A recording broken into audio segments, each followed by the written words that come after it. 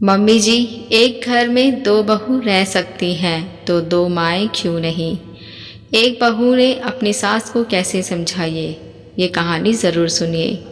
ईश्वर किसी को ऐसी विपत्ति ना दे, बताओ।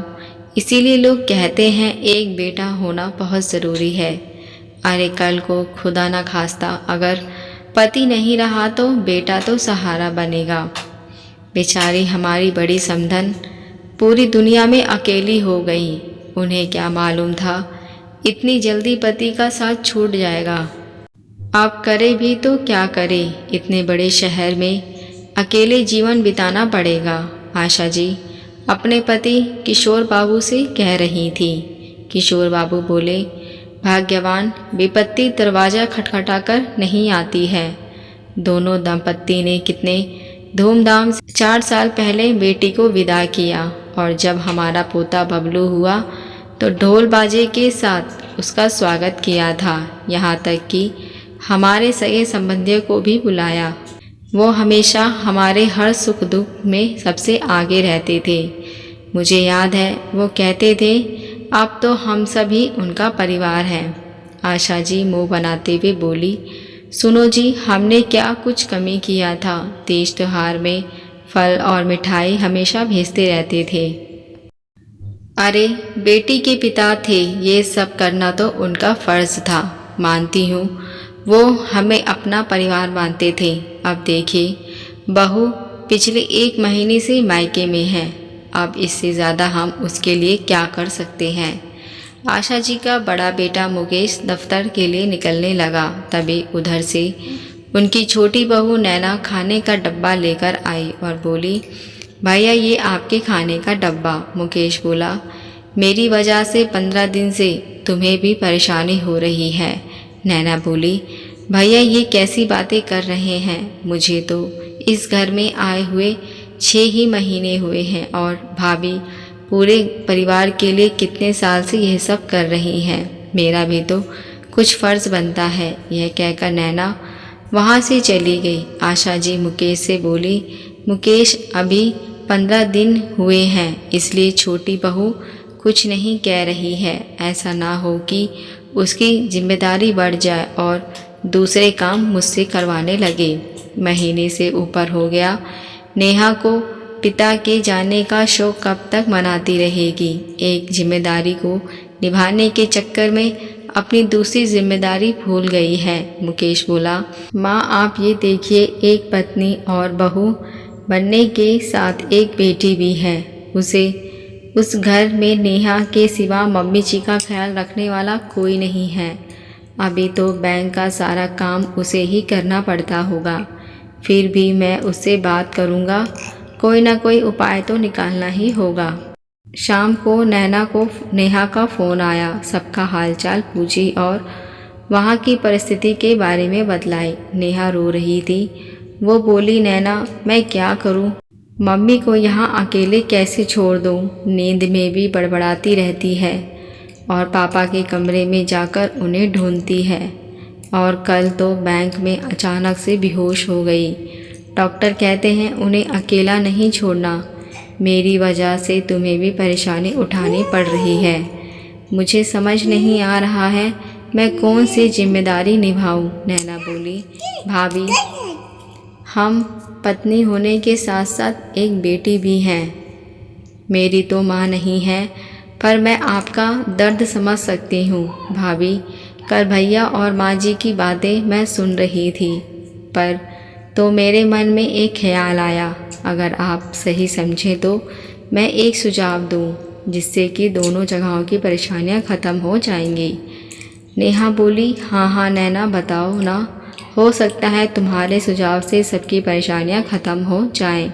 नैना बोली, अगर सोचिए एक घर में 2 बेटे हैं, अलग अलग परिवार से वो बहू लाते हैं और फिर मिलजुल कर एक ही घर में रहते हैं। परिस्थिति वश अगर बहू की माँ भी बेटी के साथ रहे तो क्या दिक्कत है। जब एक घर में 2 बहू रह सकती हैं तो 2 माएँ क्यों नहीं रह सकती हैं। एक पल को नेहा रुक गई, फिर बोली, तुम्हारी सोच बहुत अच्छी है।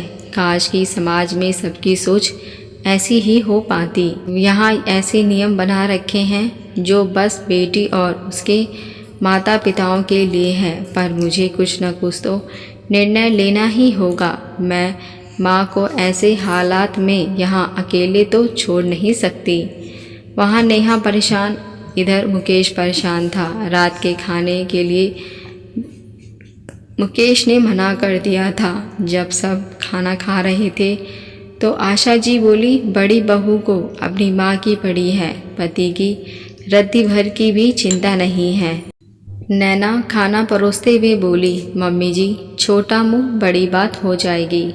भैया खुद को संभालने लायक हैं, परंतु भाभी की माँ अब इस हालत में नहीं है कि वो अकेले रह सके। आशा जी बोली, रहने दो बहू, अपनी जेठानी की ज़्यादा तरफदारी मत करो।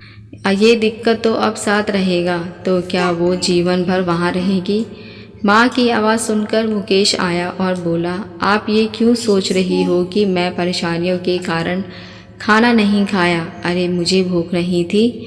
ठीक है, आपकी खुशी के लिए एक रोटी खा लेता हूँ। आशा जी बोली, बेटा बहू लाई थी कि वो तुम्हारी चिंता करेगी, पर उसे तो अपनी माँ की चिंता से फुर्सत नहीं है, फिर तुम्हारी चिंता वो क्या करेगी? नैना बोली, मम्मी जी, जब आप अलग अलग घरों से बहू ला सकती हैं तो परिस्थितिवश बहू की माँ को क्यों नहीं लाया जा सकता? आशा जी बोली, छोटी बहू क्या कह रही हो, सोच समझकर बोलो। नैना मुकेश से बोली, भैया एक बार सोचकर देखिए, भाभी की माँ को देखने वाला अब इस दुनिया में कोई नहीं है। हम दोनों अलग अलग घर के होते हुए भी एक घर में रह सकते हैं, तो भाभी की माँ और मम्मी जी एक घर में क्यों नहीं रह सकती हैं? जबकि लड़की की माँ दामाद को बेटे से कम नहीं मानती। उस हिसाब से तो आपका भी फ़र्ज़ बनता है कि आप अपनी जिम्मेदारियाँ निभाएं। किशोर बाबू बोले, मुकेश, छोटी बहू कह तो सही रही है। अरे हमारे 2 बेटे हैं, जिस घर में 4-4 बेटे होते हैं, 4 परिवारों से 4 तरह की बहुएं आती हैं और एक ही परिवार में रहती हैं, तो एक घर में 2 माताएं तो रह ही सकती हैं। आशा जी बोली, ये आप कैसी बातें कर रहे हैं? समाज में लोग क्या कहेंगे? आशा जी का छोटा बेटा नितेश बोला, माँ, जब परिवार पे विपत्ति आती है तो समाज के लोग नहीं, अपने सगे संबंधी ही साथ देते हैं। आप तो भैया भाभी को धर्म संकट में डाल रही हैं।